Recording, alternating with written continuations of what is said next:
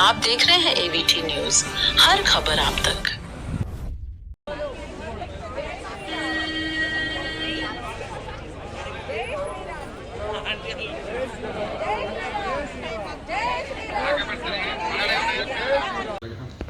अयोध्या आकर के बड़ा आनंद की अनुभूति हो रही है।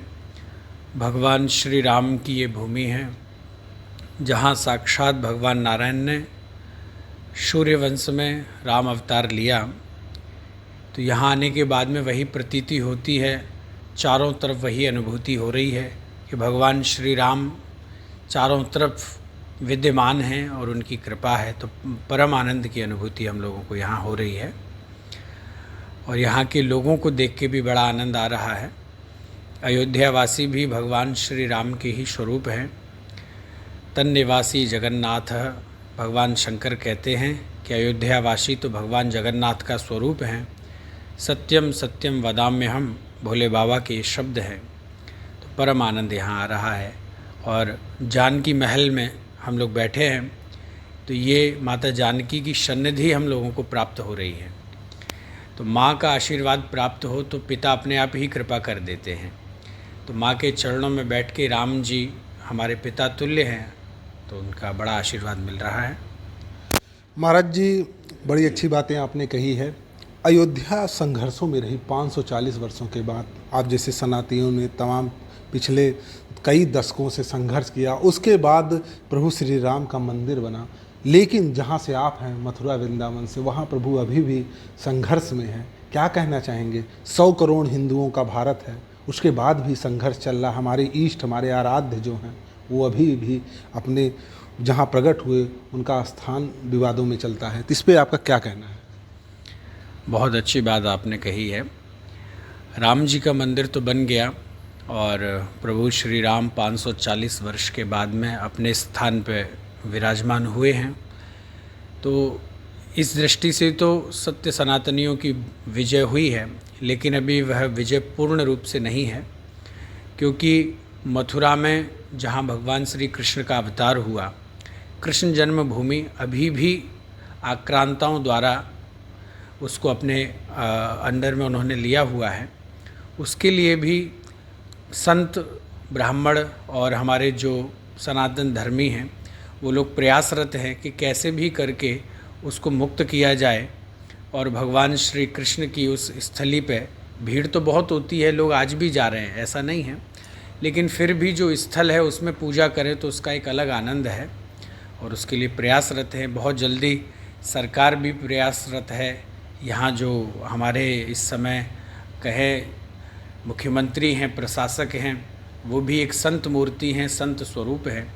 तो उनका भी ये प्रयास है और हम सब सत्य सनातनियों का भी, संतों का प्रयास है कि वो भूमि जल्दी से जल्दी मुक्त हो और हम लोग भगवान श्री बालकृष्ण लाल का जन्मभूमि में दर्शन करें। महाराज जी, आपने योगी की बात की है, साथ में मोदी की भी करनी चाहिए, इसलिए क्योंकि योगी मोदी के समय में ऐसा संतों का कहना है कि जो सनातन है, जो हिंदुत्व है, वो कहीं ना कहीं पुष्ट हो रहा है और उसको बल मिल रहा है। इस पर आपका क्या दृश्य है? देखिए, योगी जी और मोदी जी दोनों एक दूसरे के पूरक हैं।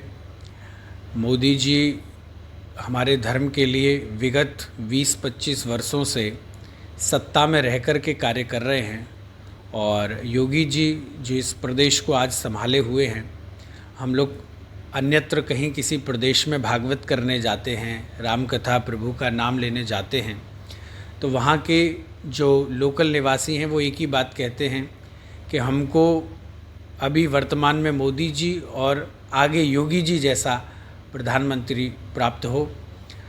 और इनके कार्यकाल से वो इतना ज़्यादा प्रसन्न हैं कि आज रात्रि में 12 बजे बहन बेटियां सुरक्षित हैं।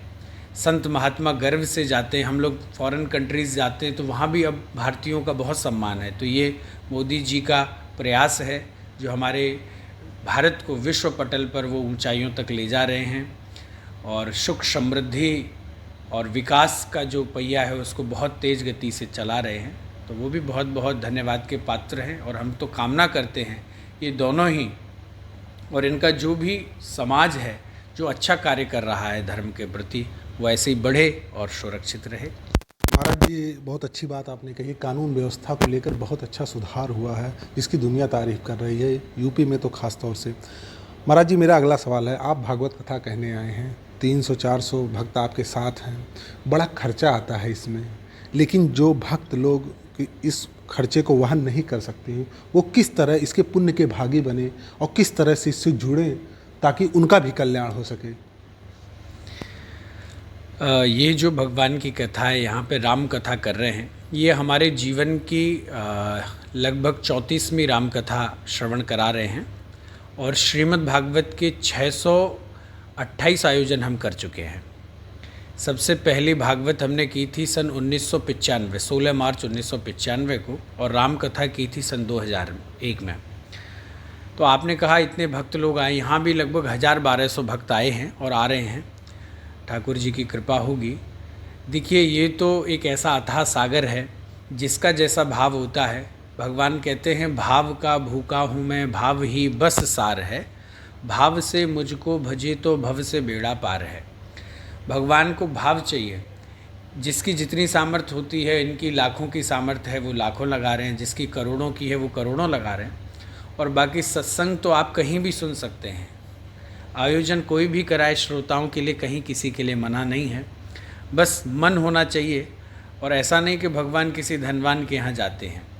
अन्न धन और वस्त्र भूषण कुछ न मुझको चाहिए, आप हो जाएं मेरे, बस यही मेरा सत्कार है। तो ये भगवान का भाव है और भक्त का भी भाव यही होना चाहिए। जी, बड़ी बात कही है। महाराज जी, हमारा आखिरी सवाल है आपसे, अयोध्या आने वाले भक्तों की किस तरह से पूजा करें, किस तरह से यहाँ दर्शन पूजन करें ताकि वो जो समय यहाँ बेदे उनका सर्वांगीण पुण्य लाभ हो? देखिए, वैसे तो इस भूमि में पैर रखते ही आपके जितने भी अंग हैं वो सारे नष्ट हो जाते हैं।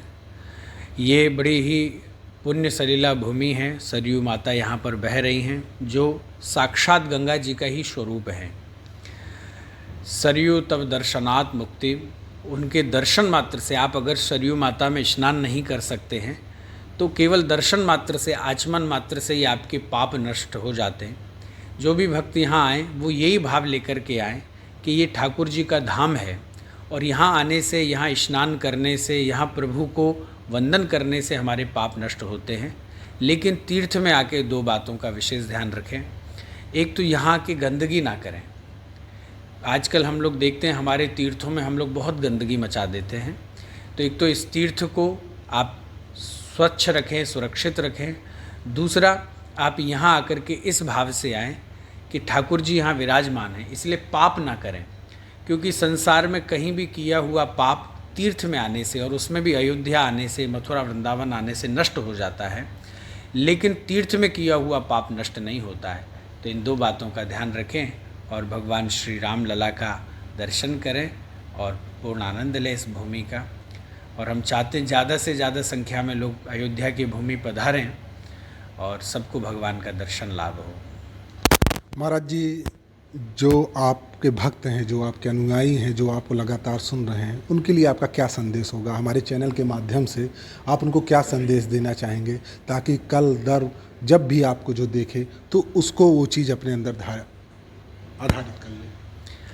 हमारा सभी से एक ही कहना है, जो भी हमसे जुड़े हुए हैं वो भी, और जो नहीं भी जुड़े हैं, जिन तक ये वाणी पहुँचे चैनल के माध्यम से, सभी लोग एक बात विशेष अपने जीवन में रखें कि हम लोगों को अपने आचरण को शुद्ध करना है। हम संसार को नहीं सुधार सकते, किसी दूसरे को नहीं सुधार सकते, लेकिन हम स्वयं सुधर सकते हैं। तो अपनी दृष्टि में हर व्यक्ति को पता होता है मैंने कितने पाप किए हैं, मैं कितना पुण्य कर रहा हूँ। तो हमको अपने आप को सुधारना है और अपने माता पिता गुरुजनों की सेवा करनी है, बड़ों की आज्ञा का पालन करना है और ठाकुर जी का भजन करना है।